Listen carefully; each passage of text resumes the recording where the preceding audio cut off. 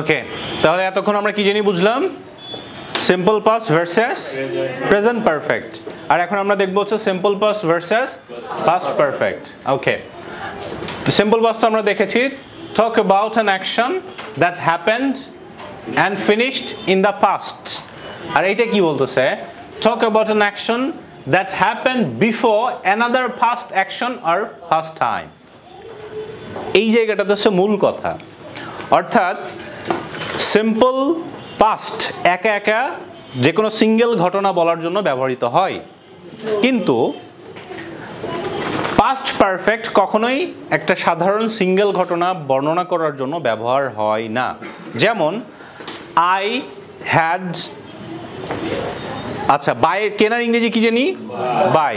তাহলে কিনেছিলাম বট, বাই বট বট না, গো ওয়েন্ট ইট এট ইটেন। আচ্ছা এটা দিলে বোঝা সুবিধা হবে। দেখেন আমি খেয়েছিলাম, এটার ইংরেজি হচ্ছে আই এট, আবার আই হ্যাড ইটেন, দুইটাই হচ্ছে এটা। হ্যাঁ, আই হ্যাড ইটেন মানেও আমি খেয়েছিলাম, আই এট মানেও আমি খেয়েছিলাম, একই বাংলা। কিন্তু শুধুমাত্র আমি খেয়েছিলাম এই কথাটা বলার জন্য আমি কখনোই আই হ্যাড ইটেন বলতে পারবো না। আর যদি কেউ আই হ্যাড ইটেন বলে তাহলে বুঝতে হবে যে এই তার খাওয়ার আগে বা পরে কিছু একটা হয়েছে। বুঝতে পারছি? তাহলে আমি খেয়েছিলাম এটার ইংরেজি কেউ যদি বলে আই এট, তাহলে বুঝতে হবে সে শুধু তার খাওয়াটাকে বোঝাচ্ছে, আর কিচ্ছু না, নাথিং। ক্লিয়ার? সে শুধু ওই কাজটাকেই বোঝাচ্ছে, আই এট আমি খেয়েছিলাম। কিন্তু যদি কেউ বলে আই হ্যাড ইটেন, তাহলে বুঝতে হবে সে তার শুধুমাত্র খাওয়াটাকে বোঝায় নাই, বরং এই খাওয়ার সাথে কোনো একটা কাজ সম্পৃক্ত এবং সেটাকেও সে বোঝাতে চেয়েছে, তার ওইটার আগে বা পরে সেটা হয়েছে। কথা কি ক্লিয়ার? আমি আবারও বলি, ভালো করে মনোযোগ দিয়ে শোনেন। আমি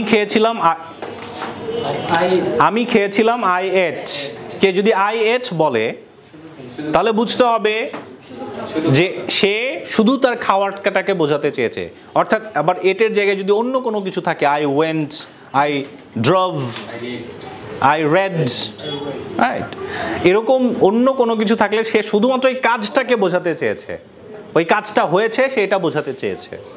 কিন্তু যদি কোথাও থাকে বা কোথাও কেউ বলে যে I had eaten, I had gone, I had written, I had red, যদি কেউ এরকম বলে তাহলে বুঝতে হবে যে সে শুধুমাত্র ওই কাজটা হয়েছে এটা বোঝাতে চাচ্ছে না, বরং এই কাজের সাথে আরও অন্য একটা কোনো কাজের সম্পৃক্ততা রয়েছে এবং সেটার আগে বা পরে এই কাজটা হয়েছে। সেই যে খাওয়াটা, এই যে পড়াটা, বা এই যে লিখা, এই যে যাওয়া, যেটা এখন সে বলতেছে এটার আগে বা পরে বা এটার সাথে কিছু একটা হয়েছে।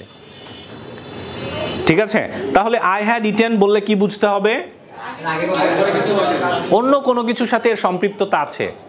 এই একা একা কখনোই ব্যবহার হতে পারে না, কখনোই না, নেভার এভার, কখনোই না।